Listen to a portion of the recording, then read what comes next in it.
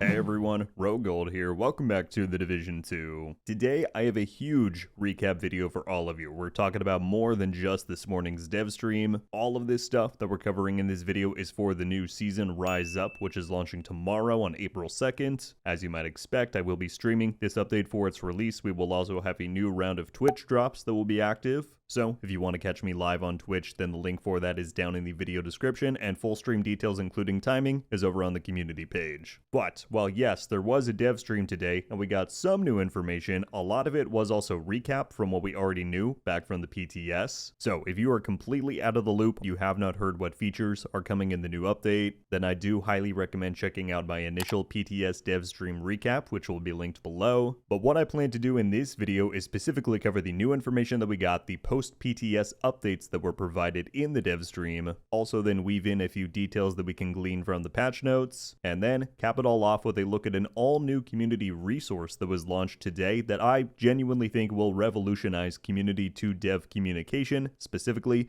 when it comes to bugs and bug fix transparency. So, does that sound like a lot? It is. Everything is going to be timestamped down below. You already know the drill. Be sure to subscribe if you don't want to miss out on any coverage for the new season. A big shout out and thank you to our channel members as we get into this. I could not do all of this without your support, so thank you so much for everything you do. But without further ado, let's dive in. So, to begin with the dev stream itself, we were joined by Leo and a nice two of our community developers to discuss all things Year 8 Season 1. They opened up with a thank you for all of the incredible activity that the game saw during the anniversary season. They also clarified that despite this happening on April 1st, nothing in the stream or in this video, to be clear, is an April Fool's joke. Then, to get started, they invited Alex Bierzanu, who is the game director. He was streaming in live from the Bucharest team. Now, I'm adding a note in here from myself. I want to let you all know off the top that crossplay was not mentioned nor brought up for anything involving Year 8 Season 1. Shocker, I read all of your guys' comments on all the videos, and across the last few weeks, there's been a lot of misunderstandings and misinformation out there regarding crossplay. A ton of people thought for sure was coming with this update for the first season of Year 8. All that was officially stated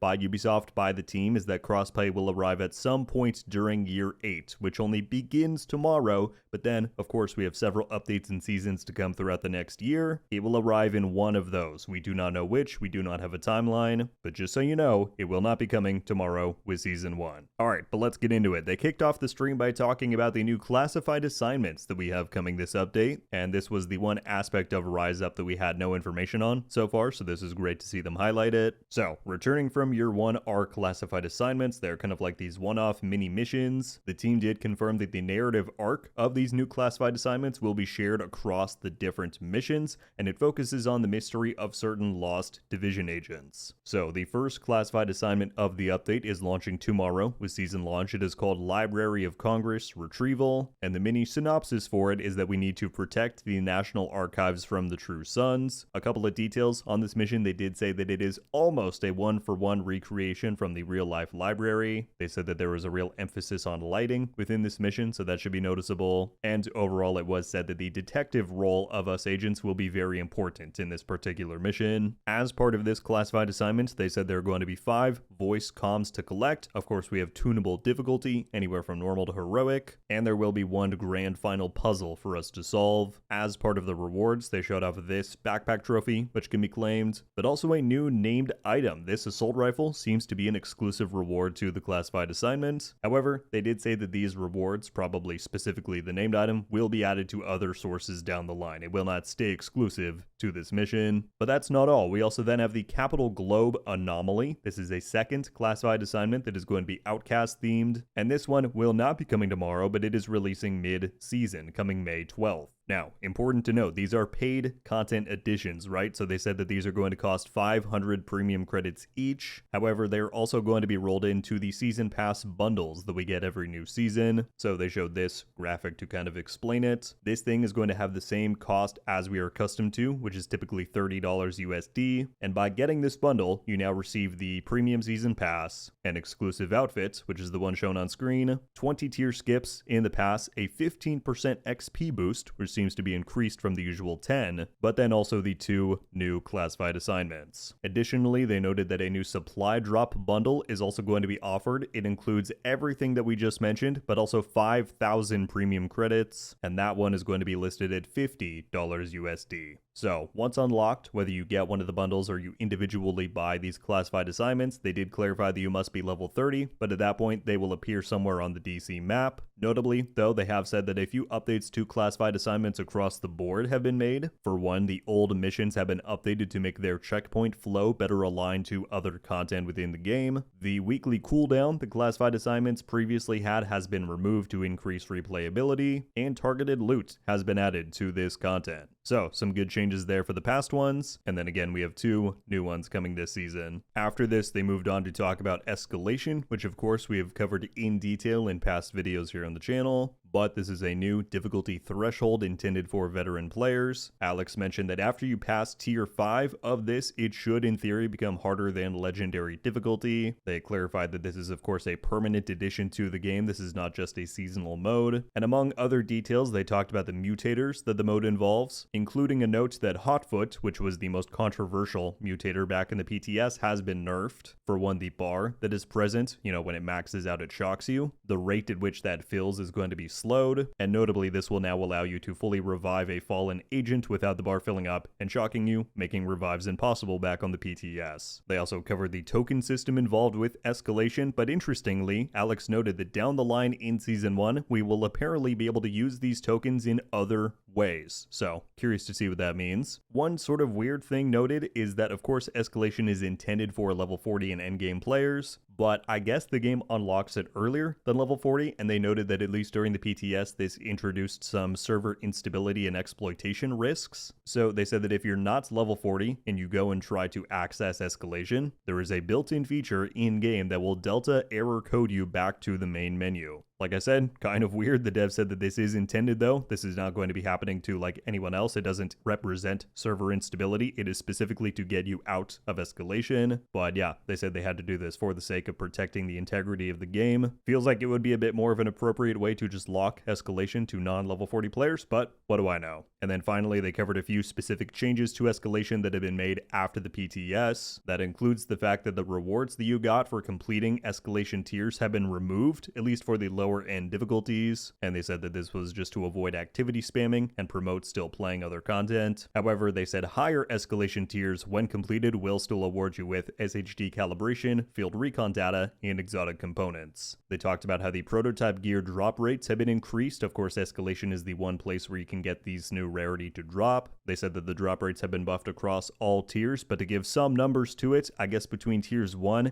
and 3, the drop rates have increased by 100 to 300% respectively. So if you carry that math forward to the rest of the tiers, hopefully this should mean that prototype is dropping much more fairly and much more often. And then finally, they reiterated what was stated in the dev notes for the PTS, that targeted loot will be coming for Escalation and prototype gear, quote, very soon after launch. They then moved on to talk about prototype gear. Once again, we're not going to cover everything with this new rarities rules or the upgrade path. We've talked about it ad nauseum already, but the team covered all of those things. They covered the fact that prototype gear will be normalized in raids, incursions, and PvP. And to address some of the questions about why this will be normalized in raids and incursions specifically, they did say that there is now apparently a fleshed out plan for them to go in and update and refresh the raid and incursion rewards. That's not going to be here for Y8 Season 1, but they said it is one of the reasons that they want to retain the prestige of that content and retain the normalization. They did confirm, and again this was mentioned in the dev notes, that they are working on a way to implement recalibration for prototype gear. They said it's not as simple as just extending it to the current system that we have, because that can't work due to the new stat brackets that prototype will offer. And according to the team, they believe that with the nerfed expertise costs that are coming with this update, the increased drop rates in Escalation, and the implementation of targeted loot soon after launch, they believe that prototype overall is going to land in a much better place than we saw it on the PTS. But that was soon followed with a warning, which I think was definitely the biggest negative of this entire dev stream, because Alex specifically called out that the team recommends that skill build users should hold off on prototype upgrading their gear at season launch. The reason being, they said that there are changes coming soon to make it so that the core upgrade for a skill item is going to be worthwhile, right? Because at least back in the PTS, if you upgraded a skill core item to prototype, it still retained the one one skill tier, you didn't get any additional benefits, and so apparently that is still the case at launch, and they say that you should hold off on doing it until they update this, which apparently is coming pretty soon. But yeah, this pushed me to know that I need to do a quick upgrading explained video tomorrow when the update is live to visualize all of this for people, and in that video I will be sure to call out this warning again. But yeah, that is a major detail, and one that ideally should have an in-game warning if they feel that strongly about people holding off on doing this. Unfortunately, I'm gonna guess that that's not gonna be there,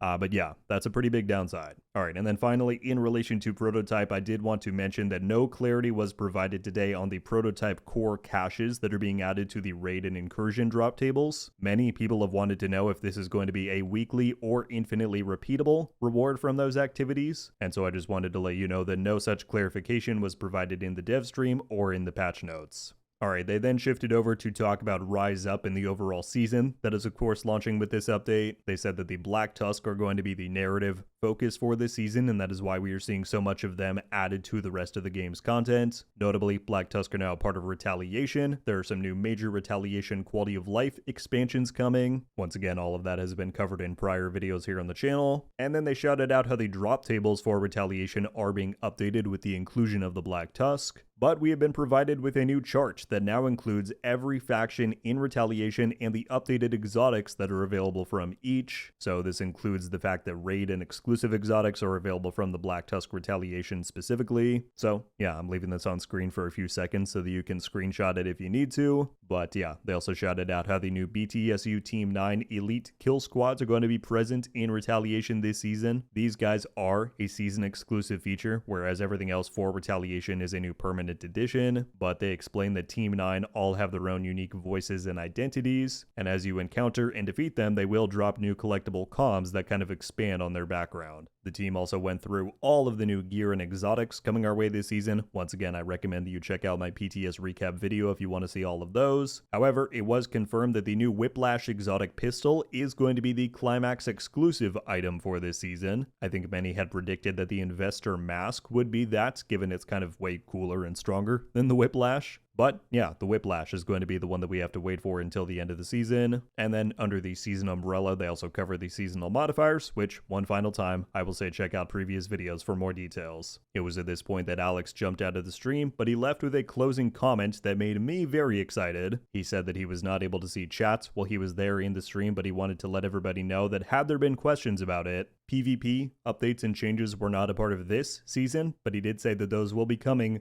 very, very soon, and I cannot wait to see what those are going to be. Finally, then, before they closed out on the dev stream, they did mention that more surprises and updates are coming throughout the season, so stay tuned. But one of those things that we have to look forward to looks to be a new spring event. So I anticipate this being very similar to the Halloween or winter event in terms of scope and features, but these clips were included in the dev diary following the stream, showing the base of operations decorated with cherry blossom trees among other things. And so given we are already in April, I would guess that we do not have to wait too long to see this event go live. But yeah, stay tuned. I'll keep you posted. Alright, we're not quite done yet. You might have heard me in the intro mention that there was one more new feature to check out. It was mentioned at the end of the dev stream. It was then linked in the patch notes. As of today, the Division 2 bug reporter is now live. Now this is going to be a replacement of the Trello board, they said, so that board and the known issues board altogether is no longer going to be updated, but that is because we have this new, much more fleshed out and interactive bug reporter feature. So, as you can see, there are way more sorting options. You can see on the side, you can sort by most upvoted, most contributed, newest. You can also sort by the status, right? What is still open, what fixes are already done, which ones are planned, so I can deselect these to make sure it shows the right ones. So for example, right here, the visual blur that many people have been running into in-game, that is one that I've faced myself. This was reported directly by Ubisoft. It is on PlayStation 5, but also other platforms, and the fix is planned. The overall beauty of this though, the main reason why I think it is going to be so good for the community, is that we can now submit bugs for the game. So let's see if I can scroll down and maybe find one here that has been reported by a community member. This was by, this is by a player. This is not by Ubisoft. So when you go to report a bug, which you can do right here at the top corner, it lets you put in the title, of course, of what the bug is. You can then categorize it by which part of the game it affects, what platforms it's on, and you get to list evidence and reproduction steps. So as detailed as you want to be, so that the devs can hopefully have the best chance at fixing it and reproducing. And you can include URLs to Twitch streams, YouTube videos, whatever best helps represent your case. And then the final feature that is pretty cool is that this website and system allows upvotes on individual issues. And what they said on the dev stream is that depending on what gets upvoted the most and what gets brought to the top of the list, that is what is going to get prioritized the most for them to fix. So for example, you can see the very top of the list here is the fragile armor bug that has been in game for years. If the devs go by their word and this gets upvoted the most amount of times, then this is what they will give the most priority to fixing in the game. And so, once again, overall, I just think this is a really great new feature. It offers the community better tools to report the issues that they're finding. It brings greater accountability to the bug fix process, again, by the upvoting feature, allowing the community to say this is what matters to us the most. And so, yeah, I think that highlights most of it. A link for this will be left right down in the description so that you can find it, bookmark it. But overall, I think this is just going to be an excellent new feature and point of connection for the player base and the dev team. All right, well, there you have it, everybody. That is my recap for all of the news that we got today regarding Year 8 Season 1, Rise Up. Between the dev stream, the patch notes, the bug reporter, there was a lot to look at. I hope that this video helped consolidate things and make it a bit more digestible. I would love to know your thoughts on everything that we learned today. Of course, as always, if you have any additional questions about what we went over, feel free to leave a comment and I will do my very best to respond. I'll shout out one more time that I will be live tomorrow morning with the new season with drops active over on Twitch if you want to tune in. But yeah, there will be plenty of videos to come for the rest of this week and over the weekend, and a new year begins for the Division 2. So, as always, thank you all so much for coming by and watching. I will see you back tomorrow, but until then, RogueGold. Ow. Oh! We just got a Ravenous! I might not be friendly. Let's go. Coming to the Division 2. Let's go! And